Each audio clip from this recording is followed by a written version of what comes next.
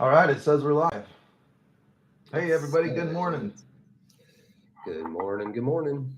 Here we are. Here we are. We're just Here we are again. running a bit late. This is going to be a short one. Short live stream today, but not terribly short. We've got until 8:30. Then Ben's got. Hey, we nice, got Joe. to You do- got a nice little thing here in the corner that can cover up my face. Oh, my bad. Your meeting is ready. We're using Google Meet. My bad. Sorry. Okay, we're going to talk. We're going to paint. We're going to do whatever. We have no agenda here. All One right. thing that needs to happen is I got to drink just a little bit of coffee. Yeah. Okay. You're gonna need to drink some coffee. Just a little more. Um, Welcome everybody. Good to have you. I see Leanne on there. Leanne, I haven't seen your name show up on the stream in a bit. Welcome. Mavis, good to have you here. I see Jacob. Familiar names. Nice having the old crew with us this morning. Good morning. Happy Saturday. Oh, crew. How you Okay. guys' week's been? How's your week been? What you been focused on out there? We know what we've been focused on. How about you? Yeah. Hey, any chance we could get a touch more volume on your end, Ben? On your perhaps on your microphone? I could turn you up from here man. too. Let me see what I can do here. Yeah, that'd be good. I want to hear you while I'm painting on my canvas here. We're gonna paint something. Hey, I have to announce. I have a big announcement. Okay. Big announcement.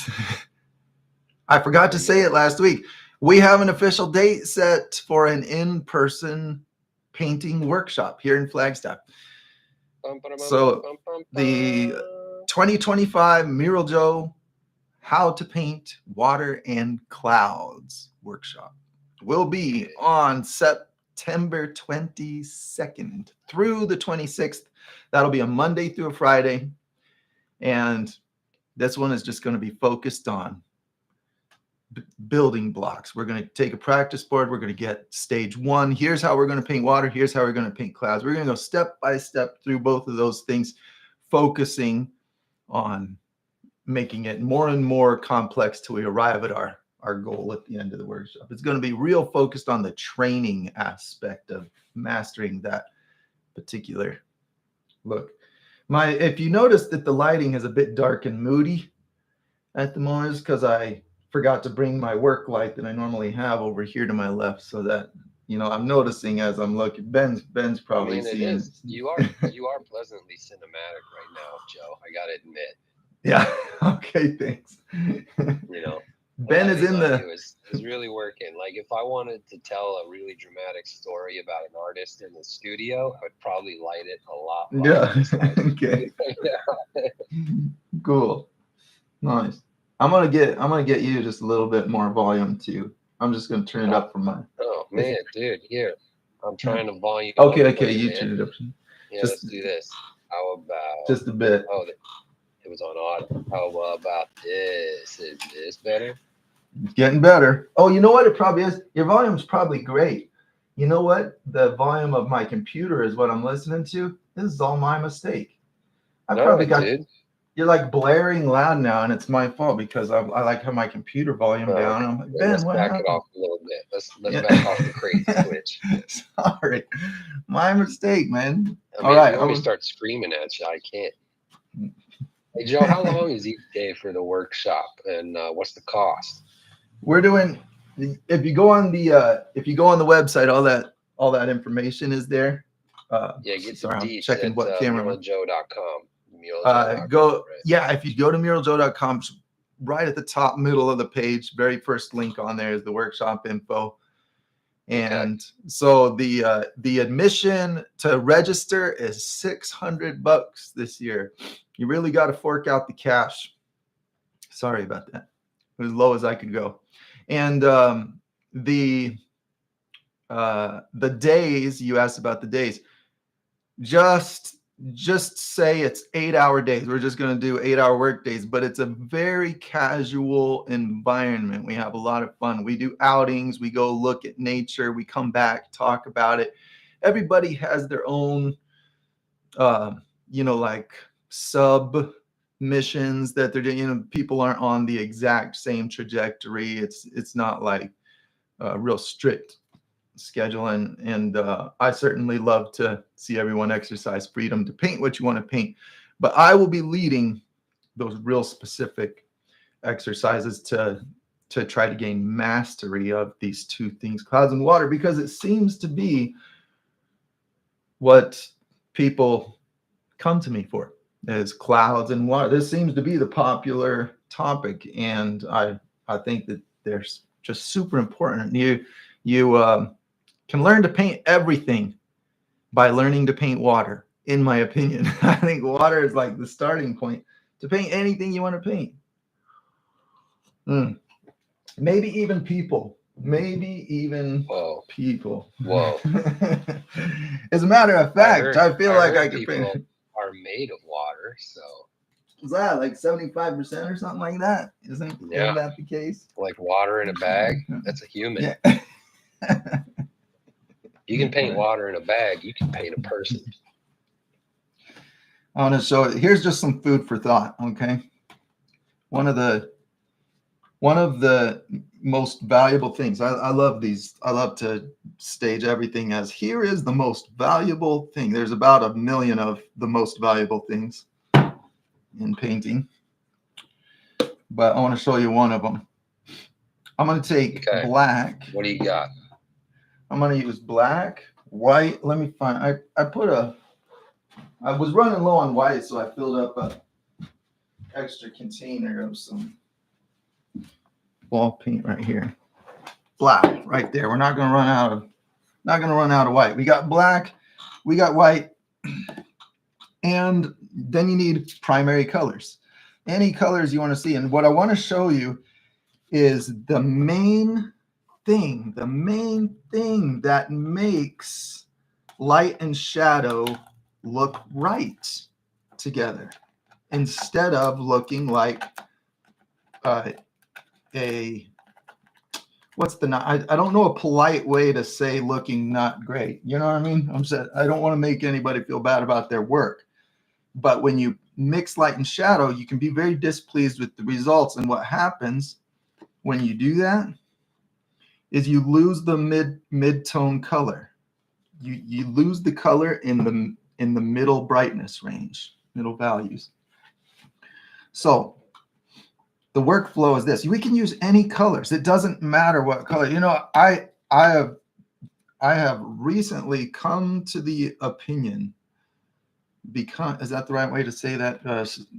I am recently of the opinion that the way you bring the colors together is what causes them to look nice, like they're a good combination, rather than the specific colors you use. So I think I can put any colors on my palette, and if I use this method I'm going to show you, then they're going to look all right. So let's do it. We're going to go color on the canvas. Okay, here's orange. Let's put some orange on there. Now I'm going to put some green. This is a phthalo green, and it's going to mix with the orange. Who really cares? And we're going to put some right here, and then we're going to put some purple on here. This is just a very I'm not trying to show off fancy artwork at the moment. I just want to show you something that I think is very practical and helpful when you're working on textures, when you're working on ground, when you're working on light and shadow. A general workflow that can be in all of those things is this here. So we got purple, orange, green, and I'll let these mix a little bit. Let's say I'm just doing some kind of a random texture. Now I want shadow in there. Here's black for shadows. Now I'm going to put white because I want highlights. And I'm not going to put the white on the black. I'm going to put the white where there's color. And that's going to make that color start to disappear and become a lot more gray. But I'm careful in this stage of my technique to stay on the color in enough that as the paint gets lighter, it's gaining color, because this is what gets lost in the mixing of light and shadow, is that natural increase of color that light gives things in the real world, in the natural world. So we put light on the color, and if you can just implement this in every bit of light and shadow, okay, there's always exceptions. You know, you definitely have to give me a little bit of slack when I state something as though it's completely absolute, you know. Okay, so we got some purple shining through, we got some green shining through, we got some light colors. Now it may be that it starts to get very gray. I mixed some opposite looking colors. Primary color first. I'm going to enhance the purple. Primary first. So tie me back in here, Joe. What are you up to here? What's your goal? What do we? I want to show how to make any colors look good together. That's the nutshell. Any light and shadow look good together. So let's start brightening the purple right here. I'm going to do this. Let's say I want to do like some galaxy in outer space that has all these colors. Okay, well, I need a way to make it look, you know, there's a look, and I think that artists run into this problem over and over. I've got all these colors, but it just looks like a muddy mess. I'm showing you how to make it look like nicely blended light and shadow colors, not a muddy mess. Let's put this green. I was watching this TV show last night, and there's this competition, right? It's called Building the Band. And yeah, I just outed myself as watching crappy reality television. He does it. On this show, you got a lot of talented singers, right? Everybody sing like it's going out of style. They got it, right? And they're putting themselves together in these bands, right? So we've got 3, 4 people together, all of them insanely talented. Well, what's interesting is that some of these groups are magnificent and harmonious together, and the sum total of their parts is synergetic, and wow, does it soar. Others, not so very much. talented. They can dance, they can sing, they're beautiful people. You put 4 of them together and it's boring. They can't. Sour, interesting. It doesn't mix. Cluttered, and it's chaotic, right? Yeah. Certain colors don't work together. Yeah, right. Certain colors don't work together. So I'm arguing that any colors work together, and there's a lot less magic in the right combination than popular opinion would say. I think I can take any. I suppose I am saying they don't work together according to me. Maybe right. taste. You know, I have no argument with what you said at all. You know, like this is definitely a switch of context. Like that's a really good illustration of that. That is a truth that you were describing. How, you know, you take things that look really good on their own, they get together, they're not complementing. So then, you know, the hero of the situation finds out how to fix that problem, right? So I'm saying, hey, we can fix this problem of colors not looking great together and maybe demystify it a little bit. And I can say, I think this is the start of a real fun abstract painting. It doesn't look like this doesn't look like the typical muddy gray paint blending, because I'm always going to put the primary hitting the black, the primary hitting the white. It's okay if the primary gets completely mixed in, but this is as opposed to pre-mixing highlight shadow, bring them together, you get a very gray intermediate color.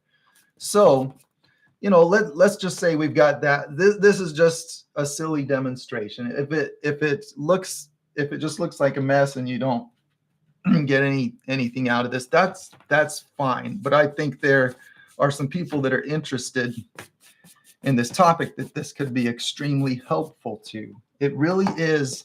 It comes down to this one thing. So I'm doing a project right now where I got to paint a lot of dirt. So let me show you how this applies to painting dirt.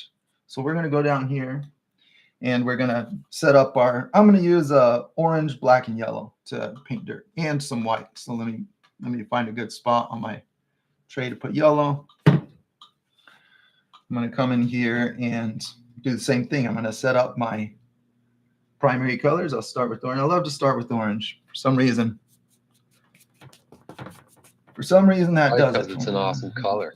It's just, orange is cool, you know. I don't want to live in the color orange. Like an orange environment is not wonderful, you know. But it's an awesome color, except, you know, everything in its place, right? Because when I'm sitting by a fire, the glow of an orange fire, it's pretty great. Well, you know, it's a blend of passion and joy, you know. Like on an emotional spectrum, orange is red, which is passion, and yellow, which is joy. You know, you're saying that with an unusual amount of authority. Well, you know, I'm a particularly passionate and joyful person, so you really relate to that. Drawn orange. I can't prove you wrong. I definitely can't prove you wrong on that.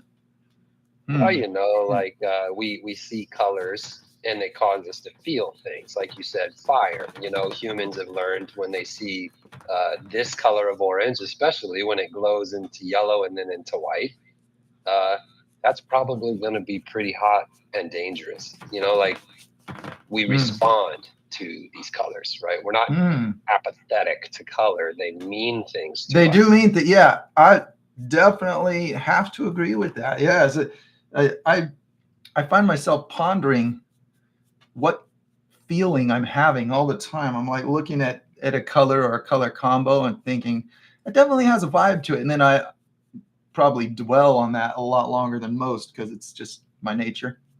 And I'm like, what exactly is it about this mood that I'm sensing?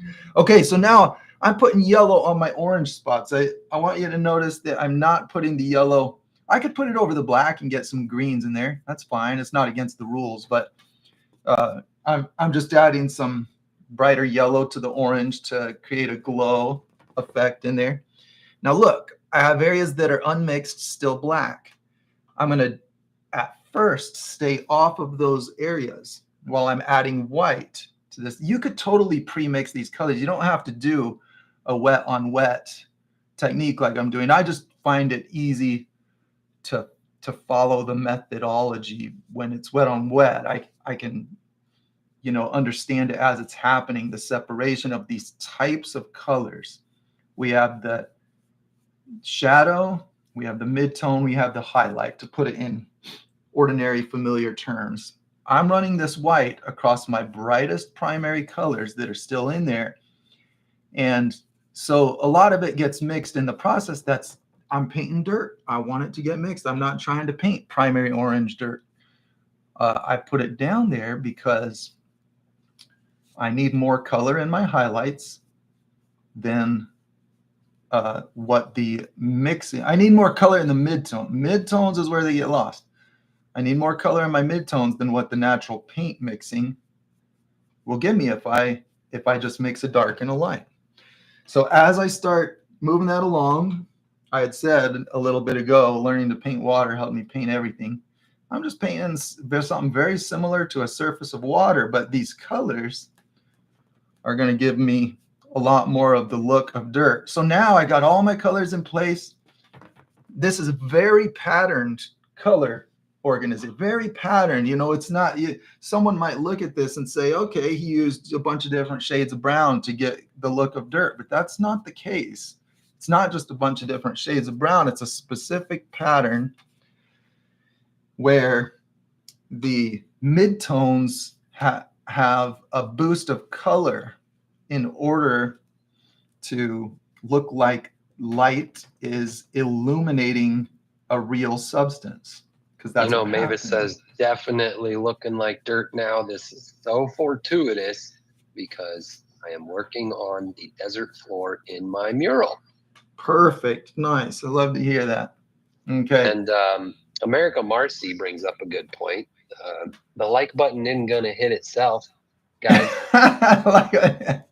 Thanks for saying. Well said. Well said. I like that. And Leanne says, you know, it kind of went from like lava to dirt, you know, like you went. Yeah.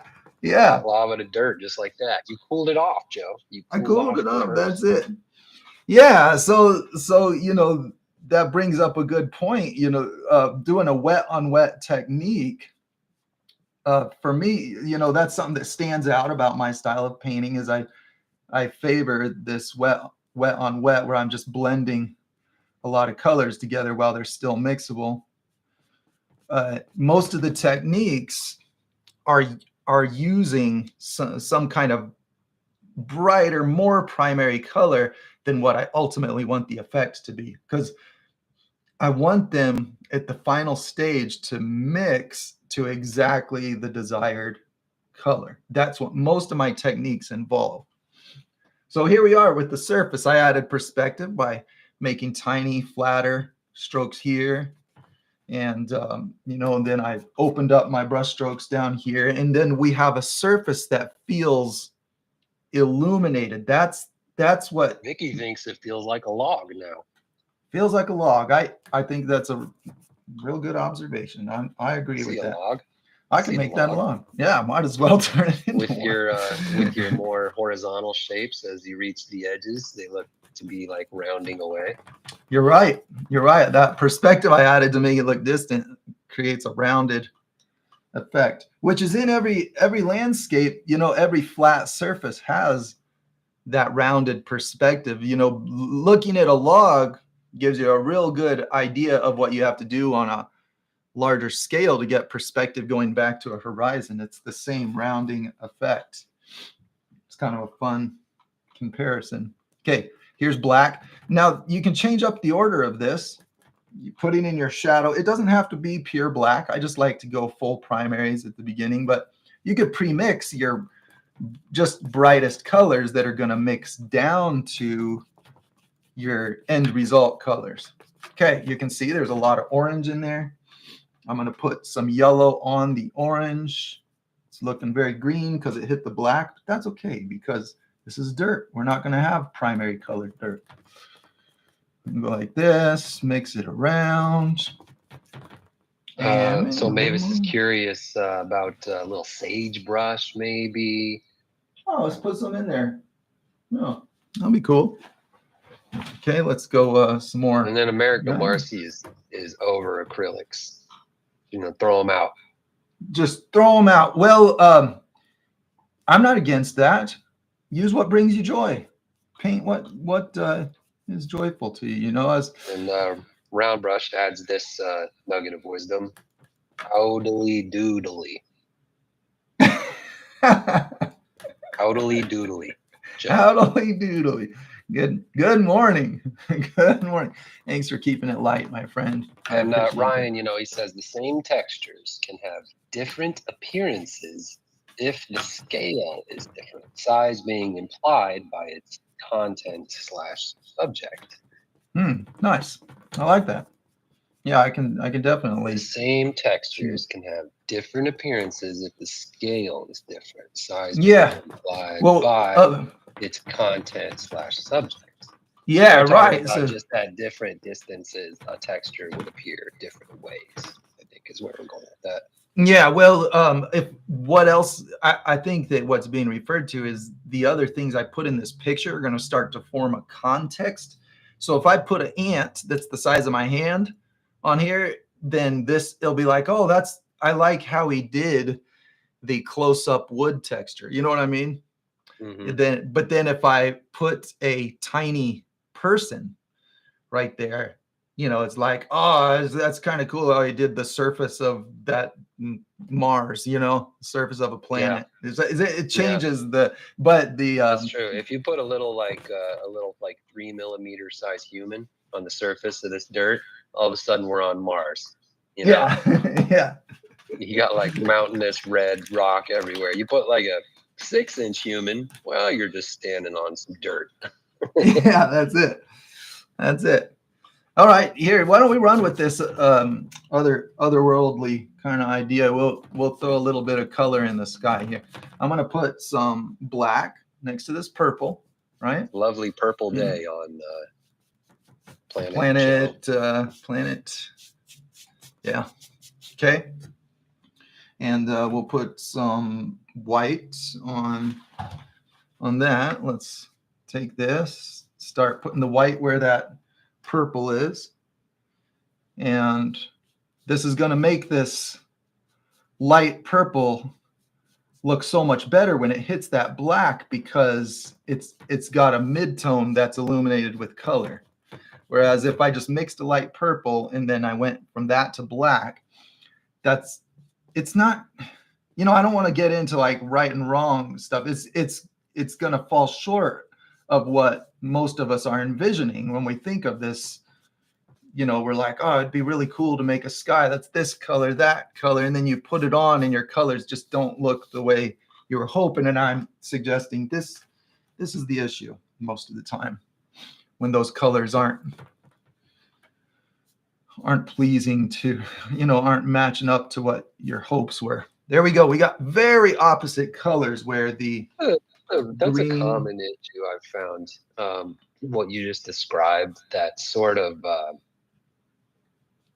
your imagination falls in love with an idea or with an arrangement or with a circumstance, yeah, a set of things, and your imagination it just overtakes logic, and it overtakes you know, reliable reasoning. And then I often end up in situations where I'm like, why did I paint my house turd brown and my shutters lime green? Yeah, right. Why did I do that? That's a thing I did. I had a house I painted it turd brown and the shutters I was lime there. green. And the neighbors about an hour later came out and were like, so you're painting your house, huh? Okay. Okay. And then I looked at it through their eyes and I thought to myself, I've made a grave mistake. I just made my neighborhood uglier. Like, my imagination didn't say turd brown and lime green. My imagination said chocolate and mint. You know? Exactly. But we have to reconcile this, because how different can chocolate and turds be? You know, it's not that different of a color. There's a problem with the way we're bringing colors together. Typically, is what I'm getting at. You know, like we're not. A problem of shades. You know, it wasn't that like that dark brown and that little splash of green couldn't ever work together. It's just that I would like off in the weirdest directions. You know. Yeah. Right. I got you. Clashy directions. Clashy, very clashy. All right, let's have some fun with this phthalo green. Joe is painting a 90s music video, isn't he, Rail? Whoa, nice. I like that. I didn't even think of that. But it kind of is. I'm gonna turn like this. We're gonna see TLC dancing around and singing. Go chasing waterfalls. Wow. That took a turn. Hot lava on Planet Joe. All right, so here we go. See these opposite colors. This orange, opposite as in very different. No special science behind that claim. But see my bright spots? My bright spots are hitting this colorful zone, and that allows this to happen. It maintains an illuminated. What am I trying to say? It's not steering away from what nature would do. Like everywhere we go in nature, we don't look at the random piles of rocks and say, oh, bad color combination. That's not a thing, right? Because light is hitting it all, and light is pretty, and it's all somehow unified. So I'm suggesting we need to understand this pattern of how light illuminates things, so that we can get more desirable results when we're trying to simulate illuminated things in our painting. All right, just a thought. I didn't intend on this being a long demo on this subject, but you know, it was just kind of what popped up after that first sip of coffee. All right, so there we got some colors. It's an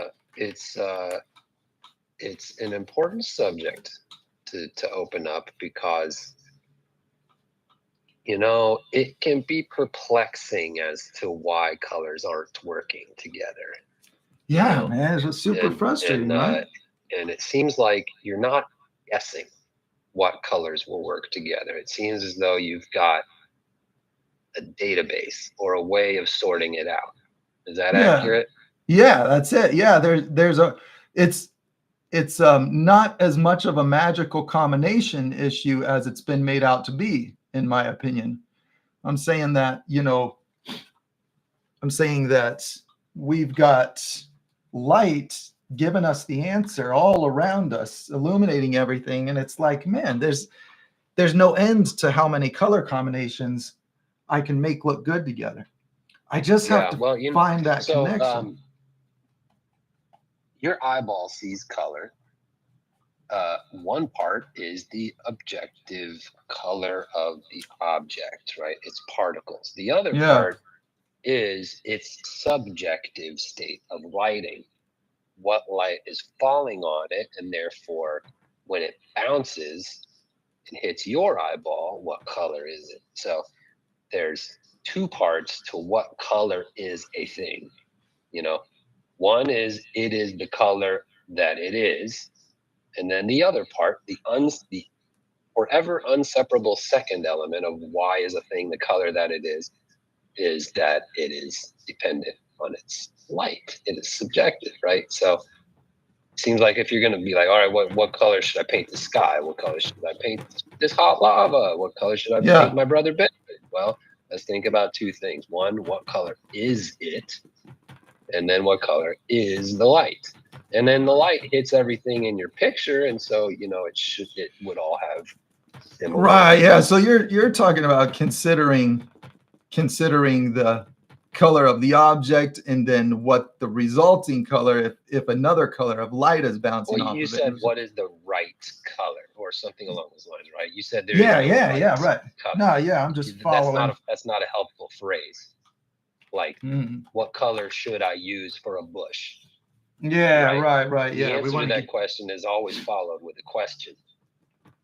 Two questions, I would say. What kind of bush and what kind of light, Well, I agree with that. Yeah, for sure. And probably every, like you're in a different realm of using color. You have to color grade scenes in your video shoots. Well, that's a good point. I can take a color out of an image, like say I'm watching this live stream and I decide, well, Joe's skin looks too green. I think Joe should be more red, but I don't want to add more red to the painting, right? So if I grab your skin tone and I make your skin tone super red, this picture is going to look really weird, because the light on you is no longer behaving the way that the light right next to you is behaving on other objects. So there's a unity. You have to be careful. And if you hodgepodge, so let's say you get into some image program, you get into Photoshop, and you clip a whole bunch of different scenes and you start layering them together to make an artistic compilation. Well, all of the different lighting, this is supporting your concept. You run into some strange looking stuff. You're like, this doesn't look great because one thing had more of an orange glow lighting, the other had more of a blue glow lighting, and now you're piling them together. And it doesn't have that look. It doesn't have that illuminated environment look because there's too many conflicts. It's like the story isn't straight. Yeah. Too many different stories, right? Yeah. You need a story, not 5 stories. A story. What is it about? Well, and perhaps that's diving deeper than I was original. I think that's all true. It might be diving deeper than my original point was trying to go, just saying, here is one simple technique that starts with making the black and white meet up with your primary colors. That just magically solves this problem so much of the time for me when I'm working on big murals, because I got to put every color you can imagine together for clients that want all different kinds of scenes. And we're like, okay, sure, let's do that. Let's do that nature scene with these different elements in it. And so, I'm not in the business of saying, all right, what's our set of colors on this mural? What's the palette going to look like? It's always everything. It's always all the colors, so. Yeah. What was I going to paint right here? I remember a good suggestion about, this is starting to look. Sages. Here, black and yellow. Same kind of concept. Thank you, Mavis. All right. Black. Here's my primary color. That's going to make some green. And the amount of yellow will affect the how green this looks. I'll zoom in a little so that in case anybody wants to see close up. So Mavis also adds here the frequency of the light coming into the eyes, the quality of the eyes as a sensor, the interpretation by the brain. Man, it's all very, very complex. You could never understand it, so I'm not going to bother explaining. Yeah, it's just so subjective. No, I'm making a joke. I'm making a joke. And then Round Brush is like, well, what if we all see colors slightly different and some see certain color combos? It's more fitting than others. Round Brush, I got news for you, guy. It's not what if, it is the case, man. Some of us see colors very differently than others. And okay, I have a bone to pick with some of that. All right. That is something that's got Joe thinking. What do you got, Joe? I'm thinking I just put my white on top of my primary yellow to get my sage green. And look, a few dabs of the brush gets me this very acceptable for the purpose of a large painting little bush. The more I dab it, I want to get back to that subject, but I wanted to stop while I'm on. So I keep dabbing it. It keeps mixing more and more. So when I stop mixing is a key component of this technique, because the white gets less white, the black gets less black, the primaries. But look at the gradient that happens there. There's, this is a result that works really well when you're trying to put together vegetation in a mural. And so over and over, I'll do vegetation this exact way. There's a little orange in the black. I'm kind of redoing all of this by just putting a little dab at the base of that shadow so that I can blend it in to the ground like it's growing out of the dirt. Okay, so now. Hey, Joe, guess what? Huh? Gagwalala says ciao a tutti, and then ciao mural come stai. Can you translate? I think I should just say thank you. Thank you. Thank you, my friend. I mean, I appreciate there's like a happy emoji, a star emoji, and a heart emoji. So I think we'll get Google. I'll get Google to translate that for me later. Hey, I'm gonna do it right now. All right. Stand by, Gagwalala. Yeah, and Gagwala. We're gonna put some yellow. Yeah, it's what we do here. We butcher usernames. Yellow on the tops of all of my little. No, how are you, Joe? It means how are you? Nice. I'm doing great. Joe, how are you? Joe, how are you? How, by what means do I exist? Like, how are you? How are you? I can't wrap my head around it, Joe. How are you? How is it that you are? Language is a funny thing like that, isn't it? Yeah, it's Italian. Yeah. Buenissima. Right. Very good to have you on board. I don't know. I don't know any Italian. We don't know it, but we wish we did. We like it. Yes. We definitely like it. It'd be a lot cooler if I did. We in this family are lovers of. In that movie, you'd be a lot cooler if you did. Ooh, that's I know what that is. That's Half Baked. Is that what it is? No. Yeah. Close it's a bunch of stoners, and that's what's his name? A lot cooler if you did. Who's got it? You guys, who out there knows? Dude, he's so famous. He's in Failure to Launch. He's all over like commercials on TVs. What is his name? All right. You sound just like him. That's your first hint. All right. Man, I'm telling you that what it's because it's on demand that I can't bring up the memory. You know what I mean? When it naturally comes, you got the name right there. Is it? Yeah. Matthew? No, not. You got it. Matthew McConaughey. Matthew McConaughey. Man, he reminds me of Our Blood sometimes. The nuance. That actor reminds me of someone that's like long lost Cornelius. And I'm not trying to say that I'm of his caliber of coolness. I'm just saying there's relatability. The movie is Dazed and Confused. Dazed and Confused. That's it. Yeah, he definitely captures something about you and I's culture of like Midwestern, small town, uneducated white guy. It feels like, yeah, it's very relatable. That kind of vibe, There's all this nuance to his mannerisms that is like, that's it. That's totally, but I don't know what it is. It's just the tone. It's the subtleties, Yeah. Sometimes you just got it. Sometimes you're just one of the. Spell it. Here's a good, Joe. I'll give you $5 if you can spell his name. Dude, oh, I got it. No problem. $5 coming your way. MATTHEU. I think you just gave away our income bracket by that $5 challenge. Hey, I got a job, man. I'll give you $5 if you can spell Matthew McConaughey. Yeah. MATTHEWMAC. The last name MACHAN. McCon NA. I'm just gonna stop me there. Off the hook, Joe. You're not. Sorry, bro. I'm gonna keep that $5. Man, and I thought I had that one for sure. I'm normally an excellent speller. Hey, Joe, can you paint Matthew McConaughey? How about that? I'll give you $5. Dude, I could paint Matthew McConaughey. I was gonna say that'll be easier than spelling his name. Dude, I'm telling you. Okay, we're gonna put a star.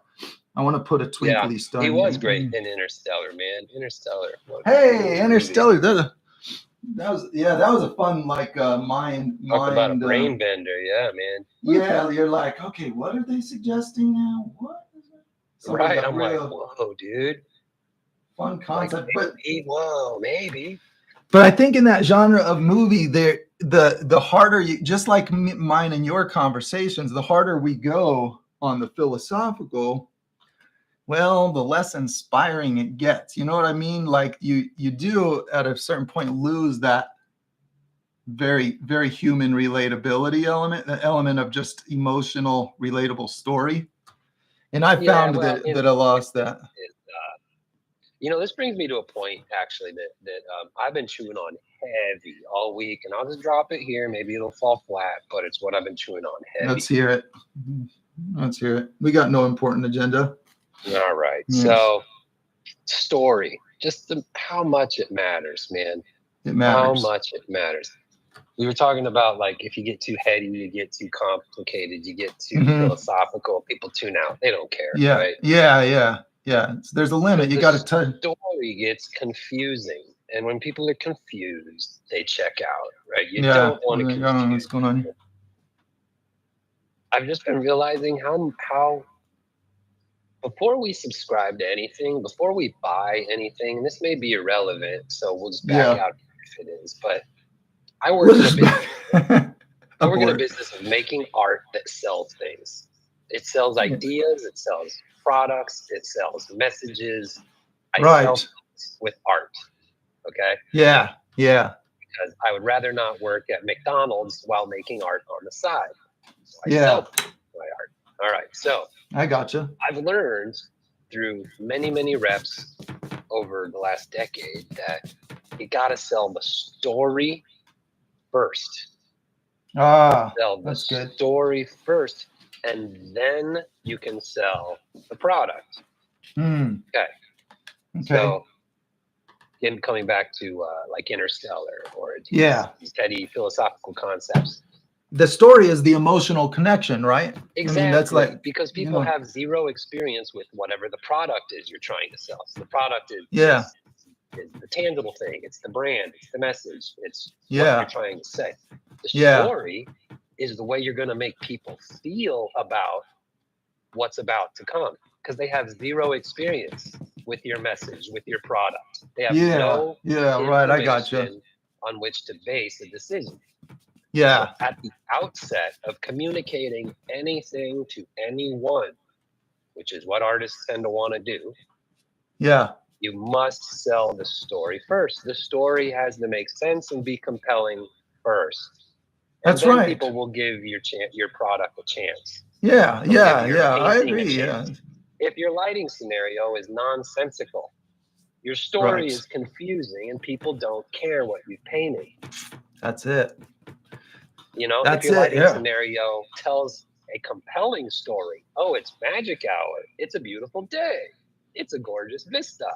That's a compelling story. Now I want to sit there and absorb your product, right? But if you've got like Purple Mountain's Majesty, but you've got like, you know, glowing neon lakes, and you've got it's random. You know, it's random. Like I don't know what that is. Random crazy, you know, your story's confusing. I want out, and I don't care about what you've painted. Right? That's how I feel when I talk to people. Story yeah. Tell the story first, because emotions are what make people act, and quality is what makes people stay. Okay, and then let's add this to what you're saying. I would add, you have to earn people's attention. You can't, people don't just give their attention for free. So you don't have unlimited time and resource to get that story. You're on a ticking clock. You got to get to the point. You know, exactly. Yeah, I mean, if people don't hear something compelling, they're not going to continue to pay attention. You know, they're living their life. Yeah. You know? That's right. And so I can't show you all the virtues of an iPhone if you have zero experience and zero iPhones to hold in your hand. But I can tell you a story about sleekness, about modernness, about coolness, about hip, about, you know what I mean? And you can feel all these things, and then after you feel all these things because of this story on which you have zero tangible experience, you'll act based just on the feelings of that story. But it's up to the quality of the product to keep you. It's up to the quality of the painting to keep an audience, you know? Agreed. Something that's worth a little more attention at a glance. You know, you gotta like and I think that's what I'm trying to sell at the moment is the helpfulness of getting colors to a point where when a person glances at the picture, they'll say, hey, nice colors, and they'll look a little longer. You know, they don't have to see right away your very meaningful artistic representation of life and how things ought to be. You know, it's like, hey, pretty colors, boom, you've got attention. You know, it gets you you know. It's funny how much of the world works in this way. You know, think about how many opportunities you have as a person in life. How many opportunities How many 3-second opportunities do you have in life? All day, every day. That's the answer. You have 3-second opportunities all day, every day to make an impression on something. To influence. Whoa. I guess you're right. I can't argue with that. Yeah, they definitely go away as fast as they come. Most of the time, if you're not doing or saying anything, you know, you're going to miss them. But, you know, there are opportunities to connect and but should I and to make that connection every day, you know? Yeah. I think that's true. Gosh. Anyways, it's more commercialized than what you're up to. I think, you know, there's a lot of, an artist can get very perplexed as to why they're not successfully selling their work. Why aren't people engaging with my work? Why don't people want to pay to do this? It's very perplexing, and I don't want to sit around and be like, I don't understand why. You know, because people don't appreciate good work. That's what you hear so many artists say. Exactly. You can just become and be like, well, clients don't know quality. That's why they don't. You know, people, that's why I'm struggling. They don't know. Problem is people. Yeah. Well, listen to what I just said. I just moaned because they don't get quality. Quality is the second thing that they need to buy. The first thing they need to buy is my story about quality. Right. You know? Right. Totally. very formulaic way of unlocking how to make people connect with your work. There you go. Well said. Oh, I think that's true. You know, you can get so jaded as an artist. You know, like I'm doing all the things and nobody's buying my work. Nobody's hiring me to paint murals. And, you know, it's easy to forget. You know, you get jaded toward people instead of trying to identify what your missing element is. Yeah. But that's relatable. You know, it's relatable. This medium is two parts, and this room I can tell is definitely focused on the one part. I am not. I don't think there's anybody in here who's trying to sell their work. You know, I am constantly trying to sell my work. So I come from that experience. That on but Monday there is I'm gonna wake up, and my security in life will depend on my ability to be creative and sell it. Yeah. So I come from that, you know. But there's an element of truth in that. You know, this whether or not, like, everybody doesn't need to be selling their work, but if I come on a public platform and start saying, here's a really important and helpful thing, there needs to be context. That's why that's important and helpful, you know, like in people being willing to purchase your craft is the validation that you've got something, you know. So there is importance for us to be in that role if we're going to start saying trying to make it work, right? I'm just trying to make it work, trying to make the formula work. Me creating something, someone finding it valuable, then giving me money for it, so that I can continue to stay alive and do more of it. You know, I want it to work, and so I'm trying to unlock this recipe. You know, here's the fuel you put in the engine, here's the way you drive the vehicle, and here's what will happen. Here's what will happen. Nobody in here cares about any of that. What they're talking about is arrhythmia, heart surgery, how to paint hair. Someone's got a sick stomach. Someone's got a sick stomach. Just throwing that in there. Throwing that in. Yeah. Okay. That's what we're talking about in chat. All right. I think I've had enough fun with this surreal other planet looking picture. I'm just having fun with colors. And so I'm gonna leave it here. You know, we can start painting something else, but I just final thoughts. Because I am always making sure I have, as much as it visually looks like it needs it, I'm saturating that color in between the black and white, in between the darkest and the lightest. Instead of saying black and white, the darkest, the lightest, in that mid-tone, I'm always using a technique that allows me to put color in there as needed so that it doesn't get washed out. That's the main thing that I'm trying to do. Here's another, you know, another take. I'm trying to do like this 3D look on this surface. We could change the order. I'm going to do this one last experiment. I'm going to do the white first and then come in with the shadow, you know, for a little bit different look. I'm going to get like a backlit look on the surface of this plant. Okay. Nice. What were we talking about? How to paint hair? Do we need to do that next? Man. Yeah, well, we're exchanging tips on how to paint hair, you know. Oh, okay. All right. You know, Misty April Artist says, with thin hairs, a lot of the masters used a very thin tool, such as the handle of the brush to strike. Oh, clever. That's very clever. Indicate something as this is hair. Interesting. And America Marcy has had a stroke, 5 inner ear tumors, and they're lucky to be walking. So whoa, that's intense. That's having been through some stuff. Wow, glad you're still with us. To be walking. Good to see you here still, America. Keep on trucking. Yeah, nice to have you with us. Okay, and now. We're talking about like hair, and so.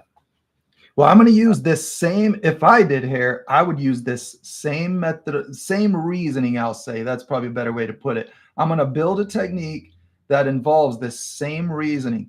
I'm going to have my I'm going to imagine where my darkest shadows are, where my brightest highlights are, and get a technique that gives me lots of ability to put color where they meet. That's where I'm going to, that's how I'm going to build whatever technique. And, I'm building new techniques all the time. So it's probably more valuable for me to share what the methodology of building my technique is. Right now, I'm aiming for my already darkest portions of this magenta color to put this in, because that's going to keep me from drowning out the mid-tone. I'm aiming for the darkest areas, and it leaves color between my dark gray and my bright pink on this. You see? So this is going to give me that look of illuminated again. I want it to look illuminated. And this is going to give me that. It's making sure that I don't blot out my nice transitions. All right, let's get some perspective on this edge. There we go. And then we got, we got some magenta light coming out of this moon on the planet something or other. All right, let's paint something else. How about some hair? How about this for hair? Here's one. That's one I got to finish. Got to work on that picture. And so same thing on this. I'm trying to do this rendering of a Bigfoot that my friend saw. And this is all his description. Every bit is his description. And so you can see the same patterns. I put the black, then I put the orange, I put the yellower color, and then when I streak my lightest white they should ask about hair, huh? Funny you should ask me. Have I got something for you? It just happened to be what was there, That's what was. This is a very dark painting. It might look like it's underlit, but his testimony is what I painted this all off of, and he was off the side of the freeway at night, and what he described to me was something that was illuminated by the freeway car lights. Uh-oh, I forgot to plug in my laptop. Hang on.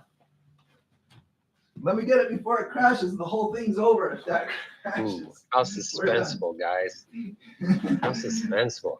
It's an old battery, so it gives me the low battery warning, and then 30 seconds later, it's done. It's over. It gives me the warning. Yeah, I got it. We got it. Whew. Plugged in. Good news, guys. I got it. I saved it. Okay. Crisis averted. We're kind of out there today. The subject is, you're in a spaceship. I'm painting other worlds, and now we've got the very mysterious paranormal Sasquatch on the canvas. Well, we're just out here floating around in space, Joe. I'm not gonna lie about that. We're just floating around in space. Yeah. So it's cause for much curiosity. It's like that's the fun part. Is all the things. What else is floating around out here in space? Yeah. What else? What else? What's not? Planets, the question is what's not out there. What's not out? Yeah. There you go. We're talking about endless possibility from our perspective. Rather than it doesn't exist until I see it. It How exists. It until exists I don't see it. Otherwise. Until I don't see it. Whoa. Wait. Whoa. That means nothing exists. No, that means all possibilities exist until they've been eliminated.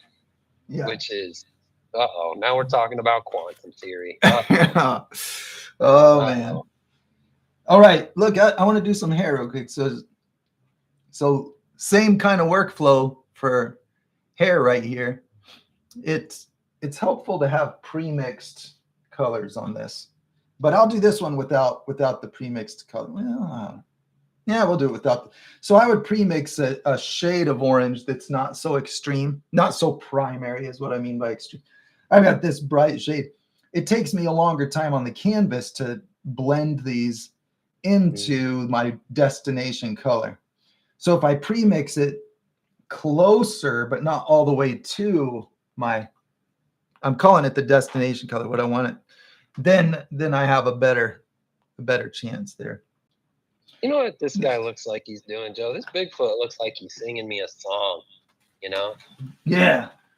Well, he's eating a crunched up. Right now, if there was audio to this painting, that Bigfoot would be like, can't help falling in love. That's it. Yeah, that's it. That's it. I stay. He's got the Mick Jagger mouth. You know what I mean? Or like, would it be a sin? I would love to be romanced by an Elvis song. What's this? This guy reminds me of a singer for Aerosmith. What's that guy's name? Steven Tyler. Man. Steven Tyler. He's got Steven Tyler mouth. You know. Yeah.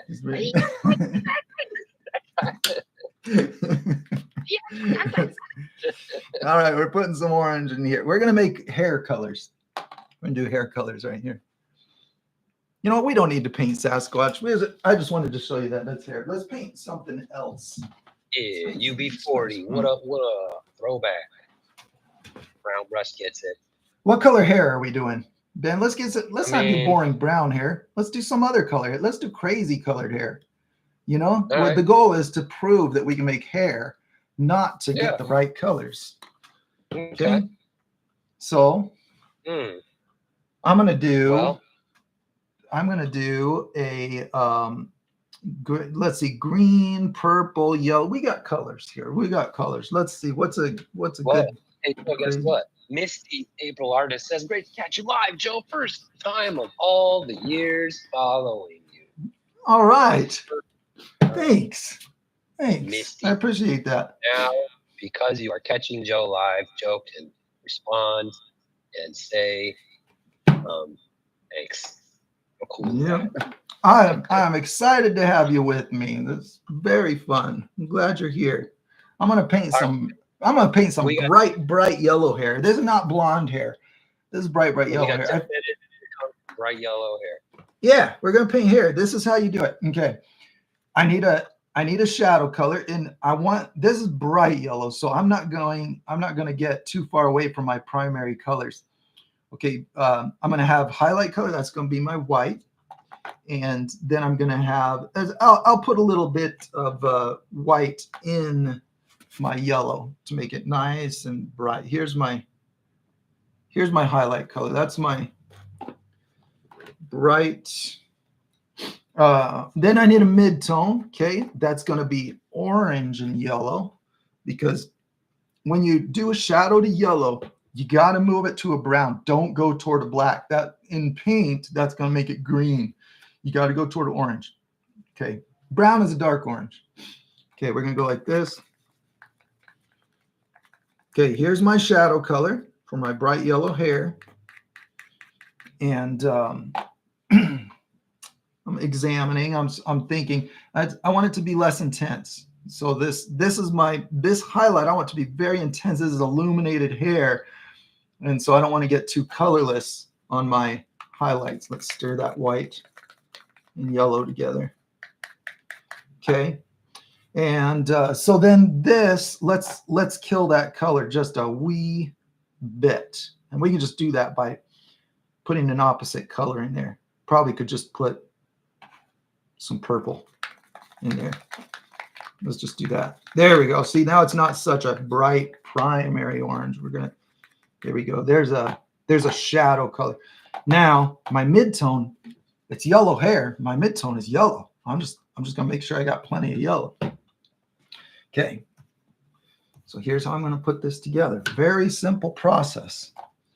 We're just gonna make sure that this is like, these colors have to connect to the mid-tone. They stem off of the mid-tone. The mid-tone is like your stem, you know? So regardless of the order that you apply them, we're going to put a being in our picture. We're going to put a creature in here. I'm sorry, a what? You're going to put a what? A being. Some kind of a being. A being? Like a jelly bean? B-E-I-N-G. Being. a being. Yeah, because this thing knows how to be. So it's a being. I was like, shoot, Joe's really getting wild. We about to put a pinto bean up in this painting. Shadow color. Okay. And we're going to go like this. Body. Right here, we're going to put shadow color on the body. Like this. Let's really have some fun with this. Let's make the body come out. It's hefty. It's a hefty creature. Okay, we're going to get a little more pear-shaped.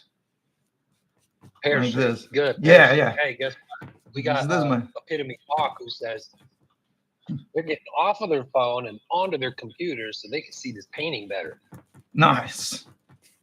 Thank you. I appreciate that. Okay, that's my shadow color. So off of my shadow color, I don't put the highlight. This is my highlight color. If I start putting that on there, it's just meh, you know? I'm going to put that's ugly, Joe. That is quite ugly. It's not that illuminated look I'm after. Okay. Somebody messed up pure yellow. That's what that looks like. Pure yellow. We're doing yellow, bright yellow creature here. We're not trying to do yellow-ish. We're not doing blonde, not gold. Might come out kind of gold. My YouTube stuff, the user, my YouTube stuff, what up, my YouTube stuff says, maybe it's an artist thing, the imagination saying it exists until it doesn't. Do we think that's like a function of a creative mind, just like the possibility, right, of the universe, just like what could be going on? Well, right, what could be out there, or it exists until we until you show that it doesn't, right? Like, do people sit around? I don't know how many normal people we got in this room. Let's see, normal. With all the normal people, raise your hand. All the normal people, raise your hand. Do you normal people sit around looking out at the universe and being like, what in the world? Or do you just like, drink coffee, eat food, make babies, Dude, boring. Come on. That's terribly uninspiring. Make babies. Man. You had to throw make babies in there. Come on. Well, like I'm just saying the given, right? Like what does a person do? Well, we can eat, we can drink, we can make babies, we can live and die. Very unromantic the way you're saying it is terribly unromantic. Exactly. Yeah. I'm saying that a curiosity about our being is a spice of my life. And I don't know if that's an artist thing or if it's like a human thing, Yeah. Well, it's something I like to come back to is nobody needs to be convinced that food exists in order to enjoy it. It's like you're made to enjoy that regardless of how real anyone can say it is. You're like, I smell it, I want it, and then you eat it. No person growing up needs to be convinced of that. And there is no unconvincing. Because that's not the issue. Real is not the issue. It's a result, consequence. Yeah. Okay, here's my highlight going on top of the yellow. Yep. Get that yellow in there. Bright. I'm trying to get as bright as possible. I went a bit heavy with it. That brightness looks great, Joe. And I'm sorry to interrupt, but Epitome Hawk says normal people talk about other people and food. Some guys talk about sports ball. Sports ball. Thank you for saying that. So how about that sports ball, huh, Joe? Yeah. Boy, we are not sports people. That's not us. Man. Sports balling. Yeah. Okay. There's more shadow right there. Here's more mid-tone. So the way I'm handling this texture of hair is very basic. It's just keeping these colors separate to the extent that they're not destroyed by each other. Like they have their position. I did my shadow. I put my mid-tone. I think mid-tone is underexplained in traditional art education.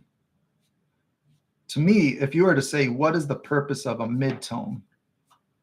I would say to preserve the illumination effect of natural lights, because if you don't have it, then you create a different effect of having completely opaque, non-illuminated surface.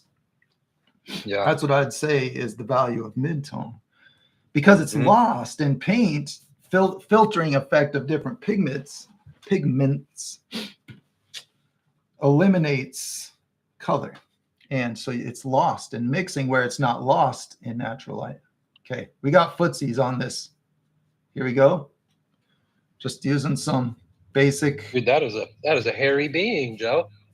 Thank you. That was my goal. That was my goal. That is a hairy being. Oh, well, we're going off camera a little. Well, Joe, I gotta. You gotta get out of here. You got a tournament to win, so we're gonna call it. Do some stuff. Joe's doing stuff. You guys got stuff to do. Workshop. Misty, sign up for the workshop. Misty out there in Joshua Tree says, Joe, you've given me great business feedback over the years via email. When I reached out to you, you were the only muralist with work I could relate to when I got started in Vegas. Hey, I'm happy to hear that. Fantastic. So that's cool. Awesome. And thank you. All right, let's put some shadows. I interrupted you while you were saying something. Oh, I was just saying workshop, main page of muraljoe.com, front page of muraljoe.com. You'll see it there. Joe's going to have some people over in person. Going to do 8-hour days. In you guys learn how to paint water. Yep. Go check it out. You can sign up. Naturally beautiful places on the planet. Northern water Arizona. And clouds. We're doing water and clouds. You learn to paint water and clouds, you can learn anything. Check it out. Yep. Just learn check those. Check it out. Learn everything else if you learn those. Okay. All right, we're done. This picture's done. Right there. I just thought it needed some arms. Highlight on top of the mid-tone. It's so messy. I feel like I'm cheating so much of the time because I find these patterns and they're so useful. It's like a license to do sloppy work. You know what I mean? Yeah. But it works. It works. It's like, man, I basically just threw paint on the wall. Now I'm going to charge somebody money for it. It's not a bad life. All right, there we go. We're done. That's the picture, right? Dude, that being is chilling. It kind of looks like it's meditating. It is. It is so chill. Well, it's the great lava moon equinox, so it needs to do some meditating. The lava moon equinox. That's it. All right, everybody. Thanks for being here. Ben's got to go. I got to go. We got a weekend to get to. This has been a fantastic time. Thanks for being here. All right. Peace. All right.